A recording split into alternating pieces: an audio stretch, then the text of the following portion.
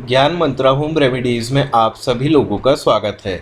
आज मैं आप लोगों को बताऊंगा कि नवरात्रि के बाद जो आपने ज्वारे उगाए हैं उनका आप क्या करें। नवरात्रि के दौरान हम लोग माता रानी की पूजा अर्चना करते हैं, कलश स्थापना करते हैं जिसको हम घट स्थापना भी बोलते हैं। नारियल आदि से माता का पूजन करते हैं और इसके साथ ही हम लोग ज्वार भी उगाते हैं।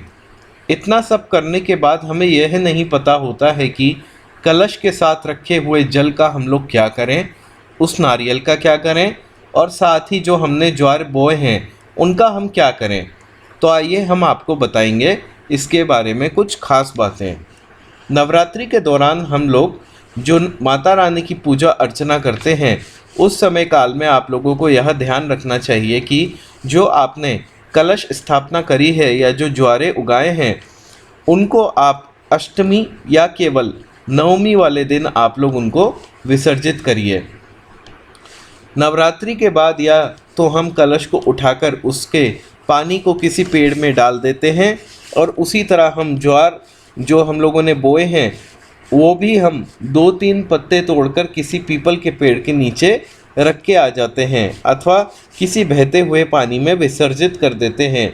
लेकिन आजकल हम लोग कुछ अन्य कारणों से बहते हुए पानी में विसर्जित नहीं कर पाते, क्योंकि आजकल नदियों में इस प्रकार की वस्तुओं को डालने पर सरकार की तरफ से रोक लगाई गई है और इसी कारण से हम लोग कई बार कोई ना कोई पेड़ के नीचे इन वस्तुओं को रखकर आ जाते हैं और इसी कारण हम लोग कई बार जो है गलत तरीके से पूजा पाठ को हम लोग उसका पारण करते हैं, जो कि एकदम गलत है। सबसे पहले आप लोगों को जानना यह ज़रूरी है कि अष्टमी अथवा नवमी तिथि के दौरान ही आप लोग जो अपने घर में कलश स्थापना करी है उसको आप अपनी जगह से हटाते हैं। तो सबसे पहले हम आम के पत्तों को कलश से अलग कर देते हैं, उसके बाद नारियल को तोड़कर उसकी गिरी निकालकर हम लोग प्रसाद के रूप में सबको बांट देते हैं। जिन कन्याओं को हम लोग भोजन कराते हैं उनके भोजन के साथ भी हम उन्हें प्रसाद के रूप में परोस देते हैं तथा इस कलश के जल को आम के पत्तों की मदद से अपने घर में हम लोग छिड़क देते हैं। जो जल बच जाता है उसको हम तुलसी जी के पौधे में डाल देते हैं।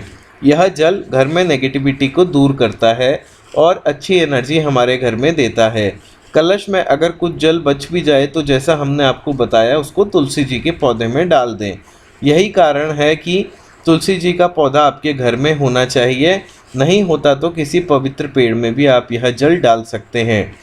इसके बाद जो कलश स्थापना के दौरान हम लोग कलश में जो सिक्का डालते हैं उसको निकालकर आप अपनी तिजोरी में अवश्य रख लें और उसके बाद आप उसको लाल कपड़े में बांध कर रख लीजिए। साथ ही आप लोग एक कार्य और कर सकते हैं, जैसे कि हमने आपको बताया कि जो कलावा आप कलश पर बांधते हैं उसको आप अपने हाथ पे अवश्य बांधिए। अभी के लिए बस इतना ही। अगर आप और अधिक जानकारी चाहते हैं तो हमारे चैनल ज्ञान मंत्रा होम रेमेडी सब्सक्राइब कीजिए। धन्यवाद।